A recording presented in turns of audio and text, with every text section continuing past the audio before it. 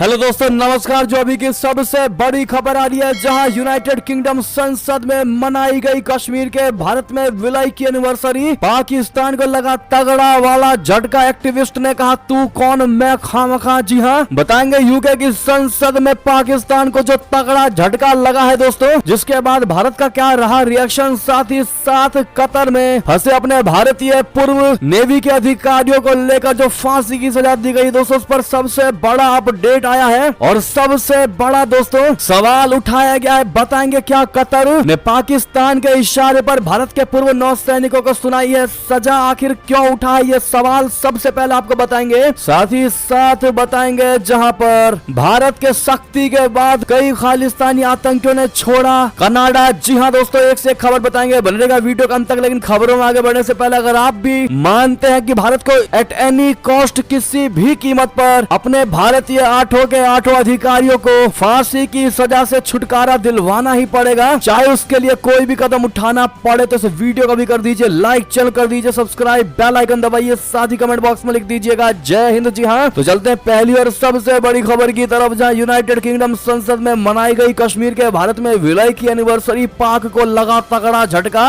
Activist ने कहा तू कौन मैं खामखा। जी हाँ, कश्मीर के भारत में विलय की एनिवर्सरी और खुशियां भारत के साथ ब्रिटिश संसद में भी मनाई गई। इस मौके की 76वीं वर्षगांठ पर हाउस ऑफ कॉमन्स यानी ब्रिटिश संसद में जम्मू और कश्मीर दिवस मनाया गया। इससे जुड़ा आयोजन ब्रिटेन स्थित जम्मू कश्मीर प्रवासी संघ ने किया। हैरो ईस्ट के सांसद बॉब ब्लैकमैन ने कार्यक्रम की मेजबानी की। इस मौके पर पाकिस्तान की इंटरनेशनल बेइज्जती हुई। दरअसल कश्मीरियों पर जुल्म और सितम करने वाले गुनहगार पाकिस्तान को पाकिस्तानी कब्जे वाले कश्मीर के एक्टिविस्ट सज्जाद रजा ने आईना दिखाते हुए जमकर खरी खोटी सुनाई। गिलगित बाल्टिस्तान समेत पीओके के लोग भी पाकिस्तानी पुलिस प्रशासन और फौज के सितम के खिलाफ बीते कुछ सालों में लगातार प्रदर्शन कर रहे हैं। ऐसे आवाज उठाने वालों को अक्सर मार दिया जाता है। ऐसे में लोग जान बचाने के लिए दूसरे देशों में शरण मांगते हैं और वहां से समय समय पर अपने लोगों पर हो रहे अत्याचार की कहानियां सुनाने के साथ पाकिस्तान से आजादी की गुहार लगाते रहते हैं। दोस्तों, ब्रिटेन के इस कार्यक्रम में भाग लेने वाले सांसदों में वोकिंग से सांसद जोनाथन लॉर्ड, थेरेसा विलियर्स और एमपी चिम्पिंग बॉर्नेट शामिल थे। विशेष अतिथियों में जम्मू कश्मीर के पूर्व शाही परिवार से अजात शत्रु सिंह और रितु सिंह शामिल थी। अन्य मुख्य वक्ताओं में पीओजेके यानी पाकिस्तान के कब्जे वाले जम्मू कश्मीर का प्रतिनिधित्व करने वाले एनईपी पार्टी के गौतम सेन, सुशील पंडित और सज्जाद राजा शामिल थे।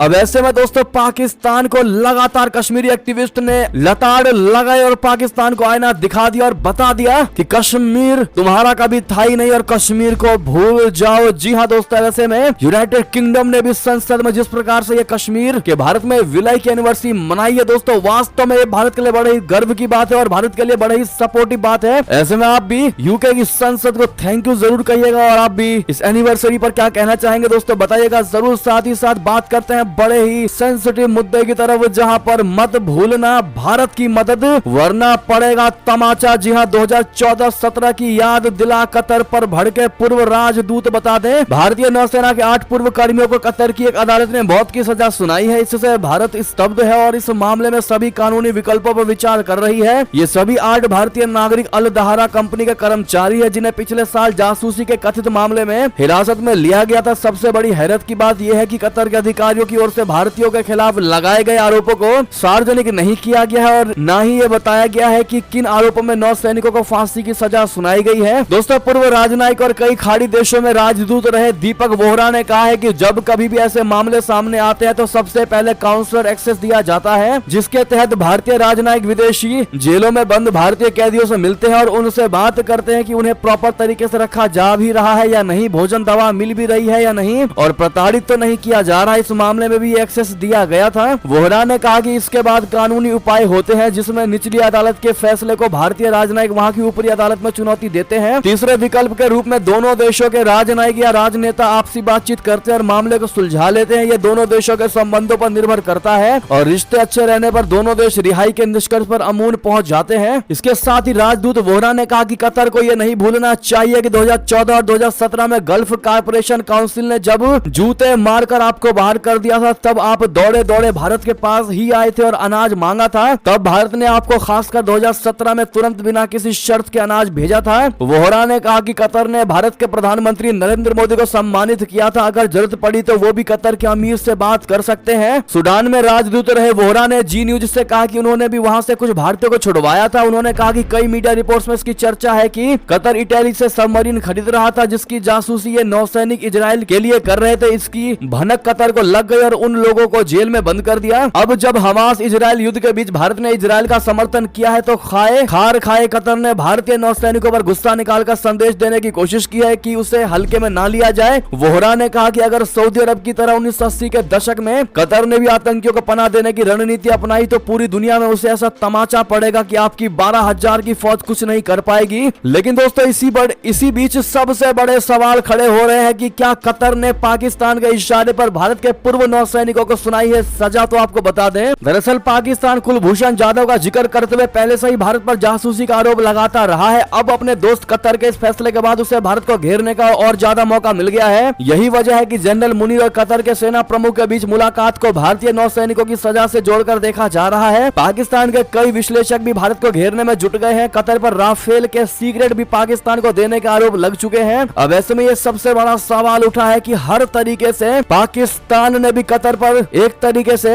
राजनीतिक जाल बुनने की कोशिश की और कहीं ना कहीं कतर भी पाकिस्तान के इशारे पर ऐसा कर सकता है। इजराइल वाली बात जो हमने आपको पहले बताई वो भी पूरे हद तक सही है दोस्तों, और ये भी कहीं ना कहीं सही हो सकता है। ऐसे में आपकी अब जो भी राय हो कमेंट में लिखकर अवश्य बताइएगा। चलते हैं अगली बड़ी खबर की तरफ, जहां पाकिस्तानी नौसेना और चीन का युद्धाभ्यास फारस की खाड़ी की ओर बढ़े। युद्धपोत पनडुब्बी इंडियन नेवी अलर्ट। जी हां, वैश्विक स्थिरता के बीच चीनी पनडुब्बियां और युद्धाभ्यास के लिए पाकिस्तान की ओर बढ़ रहे हैं। एजेंसियों के अलर्ट और नौसेना को मिले इनपुट के आधार पर समुद्री सीमा की निगरानी कड़ी कर दी गई है। P-8I निगरानी विमानों और MQ-9B प्रीडेटर ड्रोन के जरिए भारतीय नौसेना की संपत्तियों पर बारीकी से नजर रखी जा रही है। पाकिस्तान की ओर बढ़ रहे और P-8I निगरानी विमानों और MQ-9B प्रीडेटर ड्रोन सहित भारतीय नौसेना की संपत्तियों पर बारीकी से नजर रखी जा रही है। आशंका व्यक्त की जा रही है कि चीनी और पाकिस्तानी युद्धपोत फारस की खाड़ी के उन क्षेत्रों की ओर बढ़ सकते हैं जहां से वे उस क्षेत्र में इजराइल हमास संघर्ष के बीच अमेरिकी फोर्स की तैनाती की निगरानी कर सकते हैं। हिंद महासागर में पाकिस्तान की ओर बढ़ रहे चीनी युद्धपोतों में एक पनडुब्बी सपोर्ट वेसल चांग दाओ के साथ एक सॉन्ग क्लास पनडुब्बी भी शामिल है। News agency ANI Indian navy के सूत्रों के हवाले से एक रिपोर्ट में कहा गया है कि एक विध्वंसक और फ्रिगेट के साथ एक टैंकर सहित चीनी नौसेना के 3 विध्वंसक युद्धपोत फारस की खाड़ी क्षेत्र में मौजूद है। दोस्तों अगली खबर की बात करें, जहां भारत की सख्ती के बाद खालिस्तानी आतंकियों ने बदला अपना ठिकाना, कनाडा से अमेरिका हुए फरार। जी हां, भारत की सख्ती के बाद अब कई बड़े खालिस्तानी आतंकियों ने अमेरिका को अपना नया ठिकाना बना लिया है। सूत्रों की माने तो अर्शदीप डल्ला इन दिनों अमेरिका को अपना नया ठिकाना बनाकर हिंदुस्तान में गैंग को